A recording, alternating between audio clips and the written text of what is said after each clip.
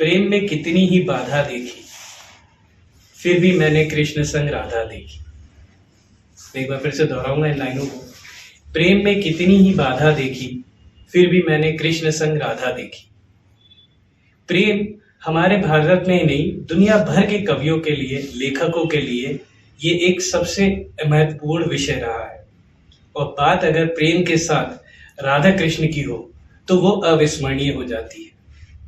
अगर राधा कृष्ण के प्रेम की बात की जाए तो हमारे वेदों और पुराणों में इनके बारे में बहुत ही लंबा उल्लेख है।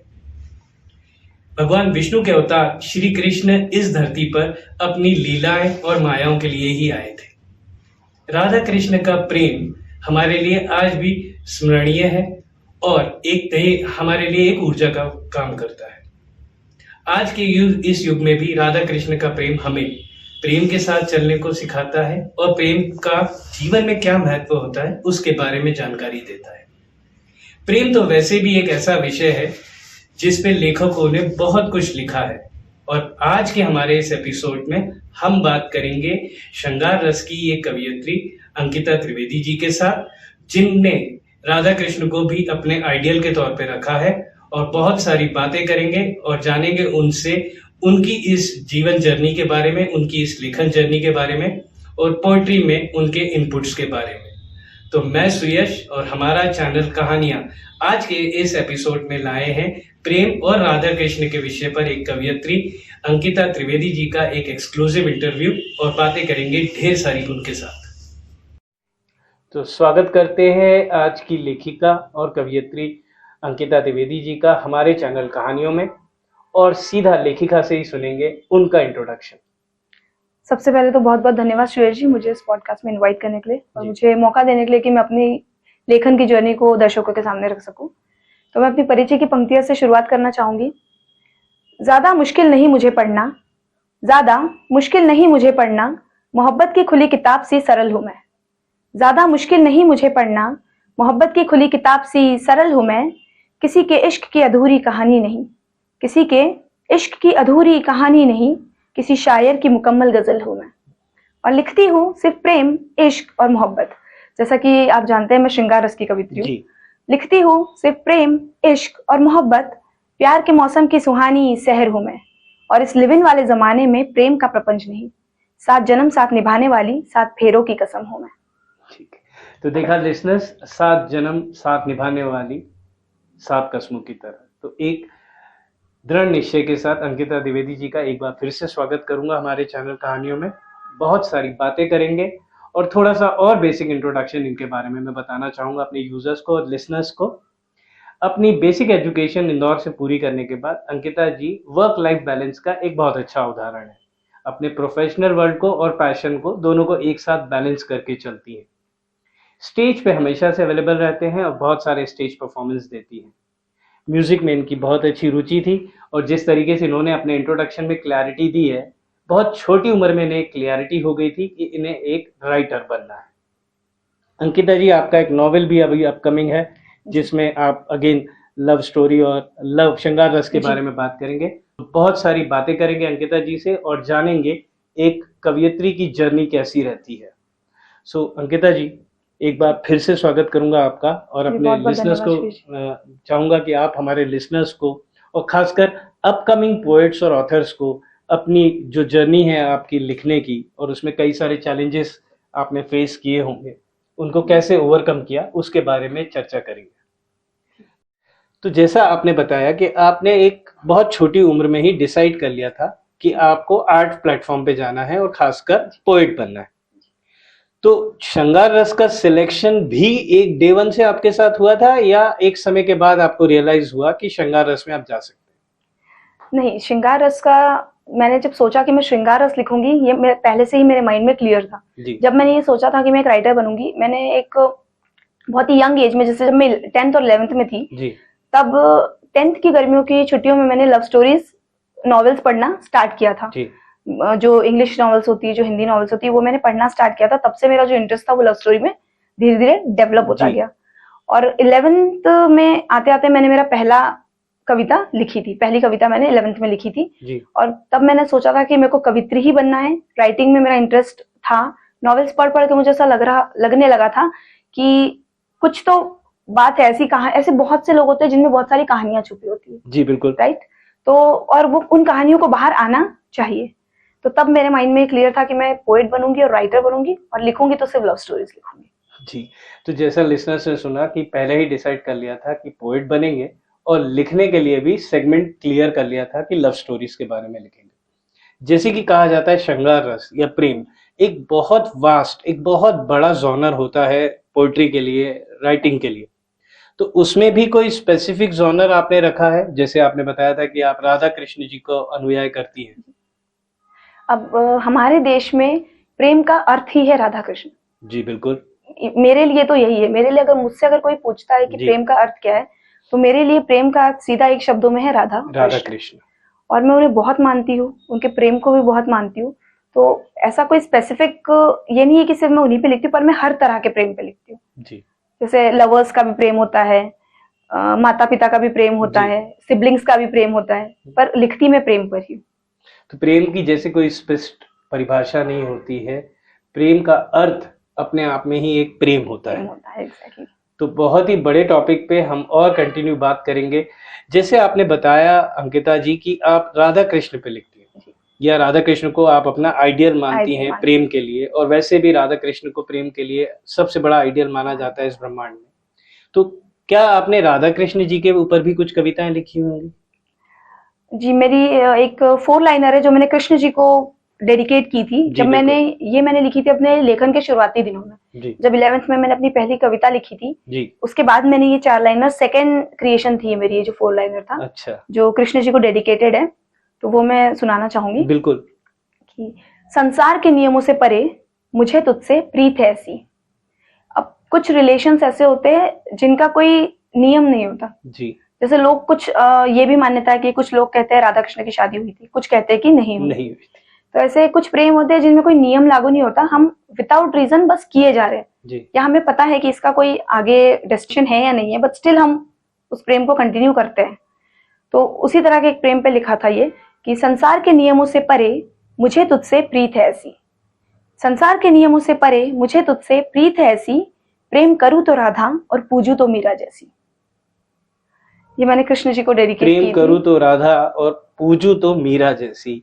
आपने बात राधा कृष्ण की थी, और आपने एक और संवेदनशील मीरा जी को भी इसमें इंट्रोड्यूस कर दिया। तो जी हाँ, राधा कृष्ण का प्रेम मीरा के उदाहरण के बगैर तो पूरा नहीं होता है। बिल्कुल सही है। तो शुरुआती लेखन के दिनों में आपको किसी प्रकार की कठिनाई हुई थी, या आपको किस तरीके से सपोर्ट मिला, और कैसे आपने एक दृढ़ निश्चय किया कि आपको पोएट बनना है? जी, अब जैसा कि आप जानते हैं, इंडियन फैमिलीज में आर्ट्स को इतना सपोर्ट नहीं किया जाता, इतना नहीं किया जाता, स्पेशली राइटिंग फील्ड को। हाँ, अगर आप म्यूजिक फील्ड में हैं, जैसे अगर आप सिंगर बनना चाहते हैं, तो और भी उन्हें लगता है कि हाँ स्कोप है, आगे जाके हो सकता है शायद बॉलीवुड में चला जाए, या प्लेबैक सिंगर बन जाए, या जो भी हो। म्यूजिक को सपोर्ट मिल सकता है, डांसिंग को भी इवन सपोर्ट मिल जाता है। पर to be honest, Indian families में राइटिंग, पोएट्री, इस फील्ड को बहुत मिनिमम सपोर्ट मिलता है, या यूं कहा जाए कि नहीं ही मिलता है किसी फैमिलीज में।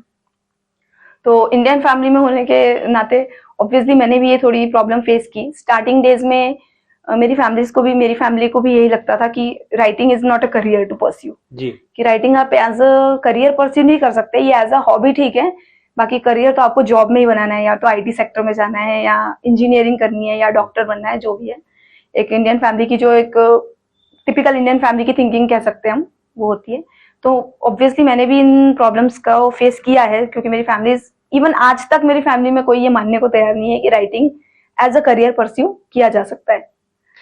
इसका ये भी मतलब हो सकता है जैसे हमारे पेरेंट्स जो हैं वो हमारे पैशन के विरोध में नहीं होते हैं, exactly. पर वो हमें गरीबी में नहीं देखना चाहते। एग्जैक्टली वो हमारे उनकी एक इच्छा होती है कि उनका जो भी बच्चा है वो फिक्स रहे, वो स्टेबल रहे, और वो सिक्योर्ड रहे, और वो हमेशा सिक्योर्ड करियर की बात करते हैं। और कई जगहों पे आर्ट फॉर्म में स्पेशली पोएट्री को, राइटिंग को उतना सिक्योर्ड नहीं माना जाता है। बट जब आपने खुद पढ़ना शुरू किया, जैसे आपने बताया कि पढ़ने से ही इंटरेस्ट बना, और उस इंटरेस्ट को आपने फिर लेखन में जारी रखा, तो आप खुद किन ऑथर्स को सबसे ज्यादा पढ़ते हैं या उन्हें पसंद करते हैं? मैं अगर नॉवेल राइटिंग में जाऊँ तो मैंने सुदीप नागरकर जी को पढ़ा है, जी रविंद्र सिंह, दुर्जोय दत्ता, प्रीति शिनॉय, इन सबको मैंने अपने स्टार्टिंग डेज में पढ़ा था। इनकी नॉवेल्स पढ़ी थी मैंने अपने जी। स्टार्टिंग डेज में। और अगर कविता, नज्म, गजल इनमें जाओ तो हमारे राहत इंदौरी साहब, राहत साहब तो कुमार सर मेरी इंस्पिरेशन है बहुत बड़ी। जी। कुमार विश्वास सर, मैंने कविताएं जब लिखी थी तो मैं उनको अपना इंस्पिरेशन मान के कि मुझे एक दिन इस स्टेज पे पहुंचना है जहां आज वो खड़े।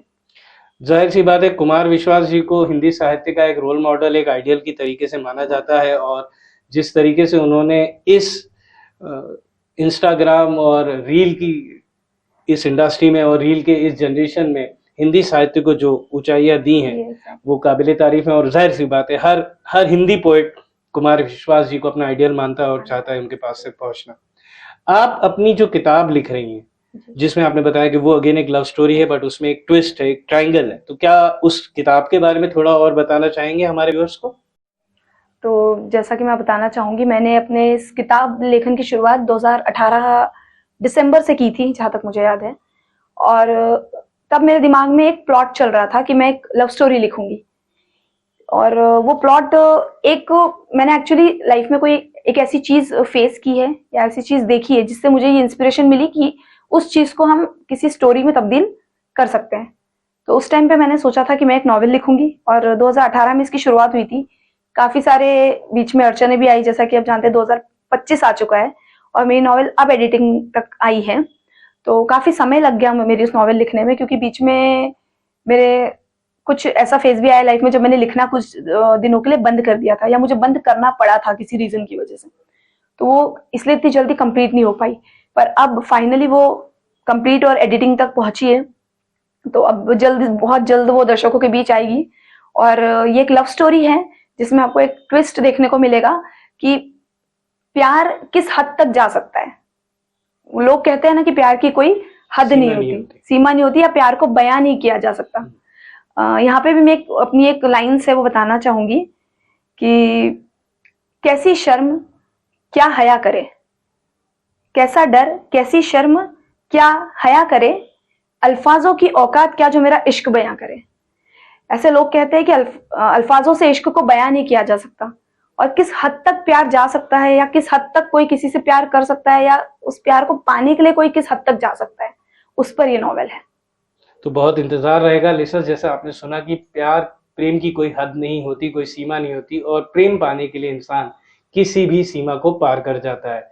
और जैसा कि अंकिता जी ने बताया कि 2018 में उन्होंने प्लान किया था लिखना, और 2025, अच्छी चीज़ों को वाकई ज़्यादा समय लगता है, लेकिन हमें सबसे ज़्यादा ज़रूरी होता है उन अच्छी चीज़ों को मैनेज करने के लिए, उन अच्छी चीज़ों के साथ बैलेंस करने के लिए कंसिस्टेंसी बनाए रखना। चैलेंजेस, जैसे आपने बताया कि बीच में आपको लेखन छोड़ना भी पड़ गया कुछ समय के लिए, लेकिन चैलेंजेस हमेशा हमारे आसपास रहते हैं। हमें एक संकल्प के साथ, एक दृढ़ निश्चय के साथ आगे बढ़ते रहना चाहिए। तो बहुत ही हाईली मोटिवेट किया अंकिता जी आपने। जैसा अंकिता जी और भी आपके इंट्रो में हमें जानने को मिला था कि अभी रिसेंटली आप बहुत सारे संकलन करते हैं और 5 से ज्यादा संकलन आपने किए हुए हैं कंप्लीट, जिसमें खासकर सबसे अच्छी चीज जो देखने लायक मिली है आपके संकलनों में कि अभी रिसेंटली आपको बेस्ट को ऑथर का अवार्ड भी मिला, मैं और चांद के संकलन के लिए, राइट। तो बधाइयाँ हमारे स्टूडियो और हमारे चैनल की तरफ से आपको आपके बेस्ट अवार्ड के लिए।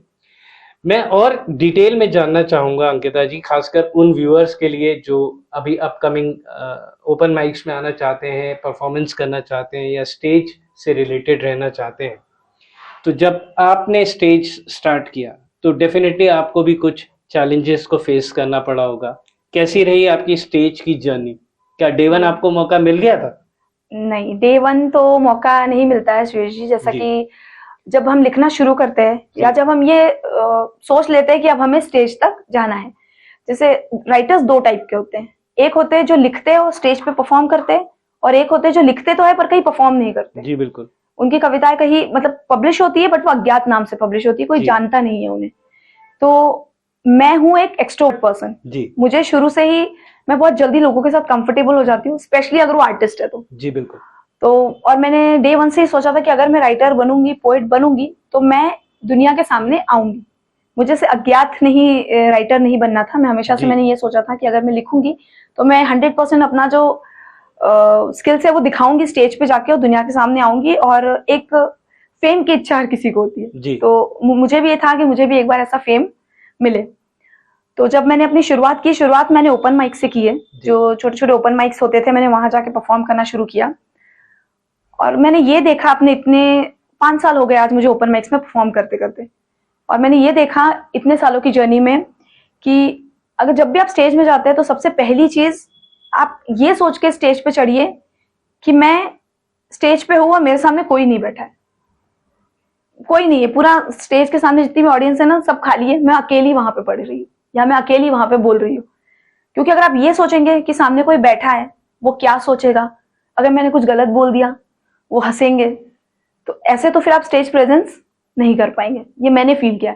तो मैं जब भी स्टेज पे चढ़ती हूँ, मैं ये सोच के चढ़ती हूँ कि स्टेज के आगे कोई नहीं है, स्टेज पर सिर्फ मैं अकेली खड़ी हूँ और मैं अपनी दिल की बात खुद से कर रही हूँ। मैं ये सोच के बोलती हूँ स्टेज पे कि सामने भी मैं ही हूँ और बोल भी मैं ही रही हूँ, और मैं खुद से बात कर रही हूँ तो वो मुझे जज नहीं करेगी। जो भी सामने है वो मैं ही हूँ, तो वो मुझे जज नहीं करेगी। ये सोच के मैं हमेशा स्टेज पे चढ़ती हूँ। और दूसरी चीज, एक स्टेज पे चढ़ने के लिए आपको चाहिए कि आप एक्सट्रोवर्ट होने चाहिए। आप में लोगों से बात करने की इच्छा, बात करने की एक लालसा होनी चाहिए। अगर आप इंट्रोवर्ट है, आप अपने ही अंदर रहना चाहते हैं, तो वो ऐसे लोग थोड़ा स्टेज पे जाने से कतराएंगे। सबसे पहले स्टेज पे जाने के लिए आपको एक एक्सट्रोवर्ट इंसान होना बहुत जरूरी है।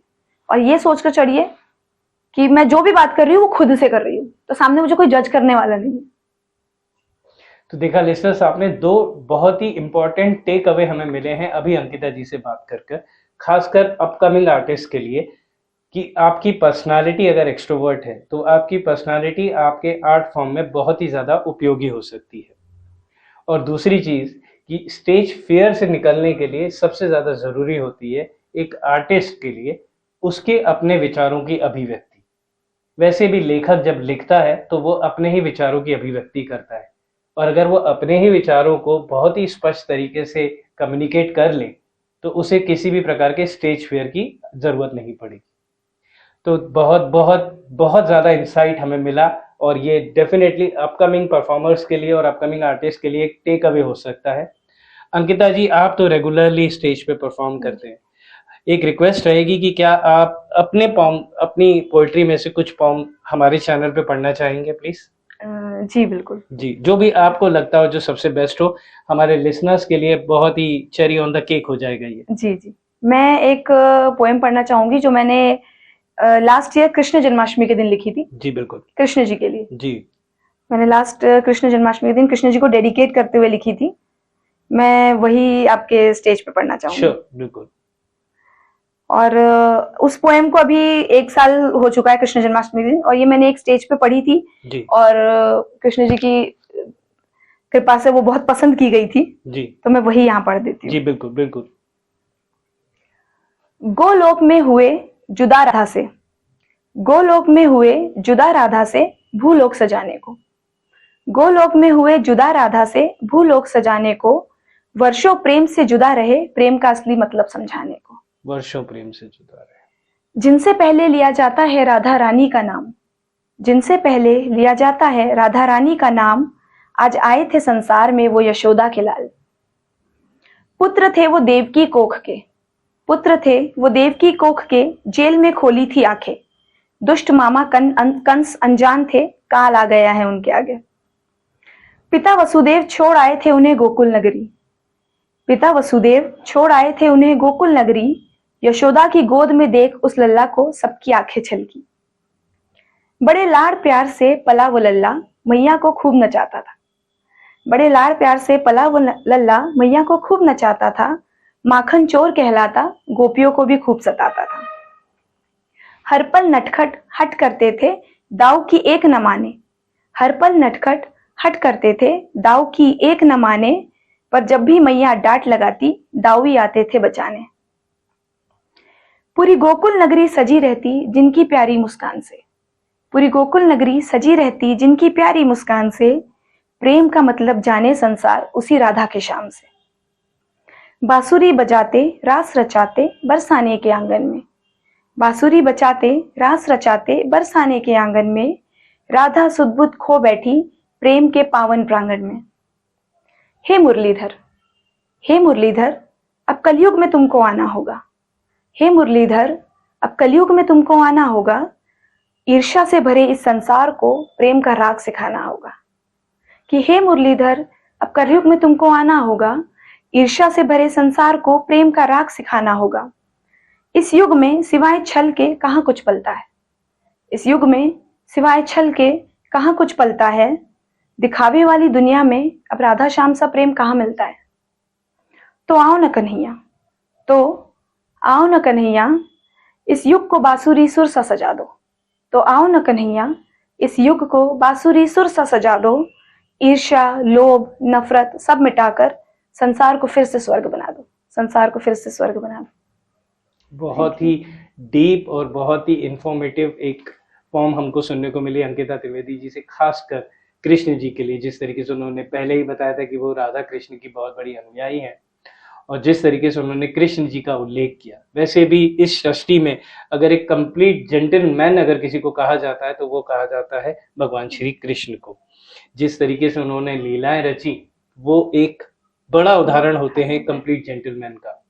तो देखा लिसनर्स, आज के हमारे इस एपिसोड में हमारे चैनल पर हमने स्वागत किया अंकिता त्रिवेदी जी का, जो कि श्रृंगार रस में बहुत ही अच्छा लिख रही हैं, और हम सभी को इंतजार रहेगा उनकी अपकमिंग किताब के लिए। मैं सुयश और हमारा पॉडकास्ट चैनल कहानियां ओरियन 7 प्रोडक्शन एक बार फिर से धन्यवाद करता है अंकिता जी आपके आने का, और बहुत बहुत बधाइयाँ और बहुत बहुत विशेष देता है आपको आपकी बुक को कंप्लीट करने के लिए। और इंतजार रहेगा जैसे ही आपकी बुक कंप्लीट होती है, हम फिर से आपको इनवाइट करेंगे हमारे स्टूडियो पे। और एक बार फिर से स्वागत है आपका। और लिसनर्स, लाइक कीजिए और सब्सक्राइब कीजिए। कमेंट सेक्शन में आप बताइए आगे आप क्या सुनना चाहते हैं, और अंकिता त्रिवेदी जी के बारे में और डिटेल्स आप कमेंट में हमसे पूछ सकते हैं। सो बने रहिए हमारे चैनल के साथ कहानियां। मैं सुयश एक बार सभी से धन्यवाद करता हूं और आज्ञा लेता हूं।